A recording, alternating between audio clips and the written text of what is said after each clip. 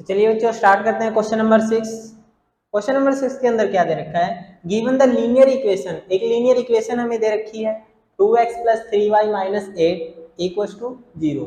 Right another linear equation, एक और हमें लीनियर इक्वेशन बतानी है इन टू वेरिएबल, ठीक है, टू वेरिएबल के अंदर, in such that the geometrical representation of the pair so form. अब जो ज्योमेट्रिकल रिप्रेजेंटेशन बननी है इंटरसेक्टिंग लाइंस के लिए, पैरेलल लाइंस के लिए और कोइंसिडेंट लाइंस के लिए। तो सबसे पहले करेंगे इंटरसेक्टिंग लाइंस के लिए। तो इंटरसेक्टिंग लाइंस के लिए क्या कंडीशन होती है हमारे पास, इंटरसेक्टिंग लाइन के लिए कंडीशन हमारे पास कुछ इस तरीके से होती है कि हमारे पास a1/a2 not equals to b1/b2, ठीक है, ये कंडीशन होती है हमारे पास। तो ऐसी कंडीशन हमारे पास होती है। तो इक्वेशन हमें दे रखी है क्या, हमें दे रखी है 2x + 3y - 8 = 0।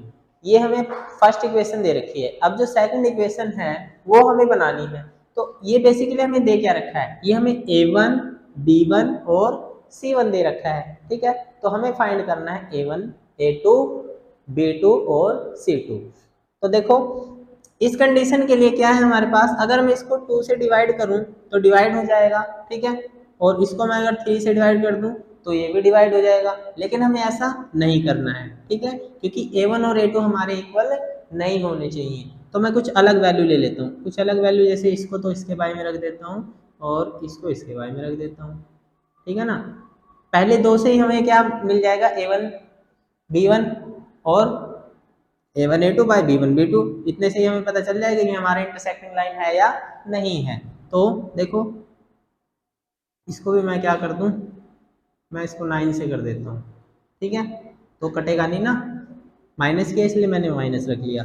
अब ये इक्वेशन अगर मैं बनाना चाहूँ तो कैसे बनेगी, 3x + 2y और -9 = 0, ठीक है। ये मेरी इक्वेशन बन जाएगी इस तरीके से। क्यों, क्योंकि देखो ना तो ये डिवाइड होगा और ना ही ये डिवाइड होगा और ना ही ये डिवाइड होगा, ठीक है ना। कंप्लीट मतलब a1 a2 b1 b2 equal नहीं आ रहे हैं, तो हमारी जो कंडीशन है वो यहाँ पे क्या है, फुलफिल हो रही है। यानी कि हम लिख सकते हैं इसको कि 2/3 नॉट इक्वल्स टू 3/2, ठीक है ना। और साथ में अगर इसको भी लिखना चाहो तो माइनस से माइनस काट दो, इसको भी आप लिख सकते हो, ठीक है, ये तो इक्वल है ही नहीं, ठीक है ना, इतना क्लियर है। तो ये थी हमारी किसके लिए, इंटरसेक्टिंग लाइंस के लिए। सेकंड लाइन हमारी क्या हो जाएगी, सेकंड लाइन ये वाली हो जाएगी, ठीक है, ये हमारी सेकंड इक्वेशन बन जाएगी। अब हम बात करते हैं किसकी, पैरेलल लाइन की। तो पैरेलल लाइन के लिए भी हमें क्या, सेम कंडीशन सेम इक्वेशन है, लेकिन पैरेलल लाइन में जो कंडीशन होती है ये वाली, ये चेंज हो जाती है। तो ये कौन सी कंडीशन होती है, तो इसको मैं लिख देता हूँ a1/a2 b1/b2 not equals to c1/c2, ठीक है। ये हमारी किस कंडीशन में हो जाएगी, पैरेलल वाले में, जो आपका सेकंड क्वेश्चन नंबर 6 का सेकंड पार्ट है, ठीक है। तो इसके लिए मुझे क्या करना पड़ेगा, इक्वेशन तो हमारे पास यही है 2x + 3y - 8 = 0। इक्वेशन तो हमारे पास यही है, a1 b1 और c1 हमें दे रखा है। तो हम क्या करेंगे, इसकी सेकंड लाइन निकाल लेंगे। अब सेकंड लाइन के लिए क्या होना चाहिए कि जो a1 है और जो a2 है वो इक्वल होना चाहिए b1 और b2 के। तो हम ऐसी ही वैल्यू रखेंगे कि जिससे क्या आ जाए, ये वैल्यू इक्वल आ जाए। तो देखो 2 के बारे में मैं क्या रख सकता हूँ, 4 रख सकता हूँ, और 3 के बारे में मैं क्या रख सकता हूँ, 6 रख सकता हूँ, ठीक है। तो ये इक्वल नहीं आना चाहिए, तो इसके बारे में हम जो रखते आए हैं वही रखेंगे। अब देखो यहाँ से क्या होगा, ये डिवाइड हो जाएगा। इसको अगर मैं डिवाइड करूँ जैसे 2/4 और 3/6 -8/-9, इसको मैं काट सकता हूँ 1/2 आएगा, यहाँ से काट सकता हूँ 1/2 आएगा, और यहाँ से इक्वल नहीं आएगा, यानी कि 1/2 = 1/2 नॉट इक्वल 8/9।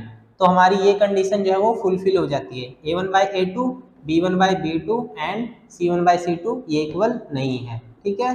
तो ये क्या आ गया हमारा, ये आ गया हमारा पैरेलल लाइन के लिए। इक्वेशन क्या बनेगी, इक्वेशन बना देता हूँ मैं यहाँ पे, जैसे यहाँ पे बनाई थी इक्वेशन, तो यहाँ पे इक्वेशन बनेगी 4x plus 6y minus 9 equals to 0। इसका आंसर ये हो जाएगा, यानी कि सेकंड लाइन क्या हो जाएगी हमारी, ये हो जाएगी। इसके बाद हम बात करते हैं इसकी कोइंसिडेंट लाइन की। तो कोइंसिडेंट लाइन के लिए क्या केस होता है हमारा, a1 by a2 equals to b1 by b2 equals to c1 by c2, यानी कि ये कंडीशन हमारी फुलफिल होनी चाहिए। तो कैसे करेंगे इसको आप उतार लीजिए, ठीक है, इसको मैं मिटा देता हूँ या फिर इतने में हो जाएगा हमारा काम। तो देखिए इक्वेशन हमें दे रखी है, first equation 2x minus 3 plus 3y minus 8 equals to 0। अब कौन सी ऐसी वैल्यू मैं बाय में रखूं कि ये मेरा क्या है, सारा इक्वल आना चाहिए, ठीक है। सभी इक्वल लाने के लिए मैं क्या करूंगा, देखो मल्टीपल ढूंढ लो पहले किसका है, 2 का तो मल्टीपल है नहीं क्योंकि यहाँ पे 3 आ गया, 3 का मल्टीपल हम कर सकते हैं, ठीक है, क्योंकि ये भी 3 से मल्टीप्लाई, तो मैं क्या कर सकता हूँ, बाय में अगर मैं यहाँ पे 6 रख लूँ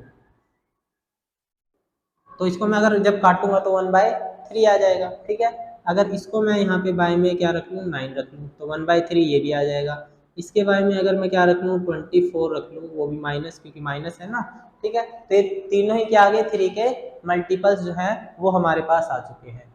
तो मैं क्या लिखूंगा इसको, 2/6 equals to 3/9 equals to minus से, चलो अभी यहीं पे लिख देते हैं, -24, माइनस से माइनस खत्म, 2 से 1 3, 3 से 9, 1/3, 8 से 1 24, तो 1/3 इक्वल्स टू 1/3 इक्वल्स टू 1/3। तो ये कौन सी कंडीशन हमारी फुलफिल होगी। अब इक्वेशन की अगर मैं बात करूँ तो कौन सी इक्वेशन आएगी, कौन सी वैल्यूज ली है मैंने, ये वाली। तो 6x प्लस 9y और -24, ये मेरी क्या हो जाएगी, सेकंड लाइन हो जाएगी, ठीक है। जो उसने क्या पूछा है, अनदर लीनियर इक्वेशन जो पूछी है वो क्या हो जाएगी, वो ये हो जाएगी। तो ये था आपका क्वेश्चन नंबर 6।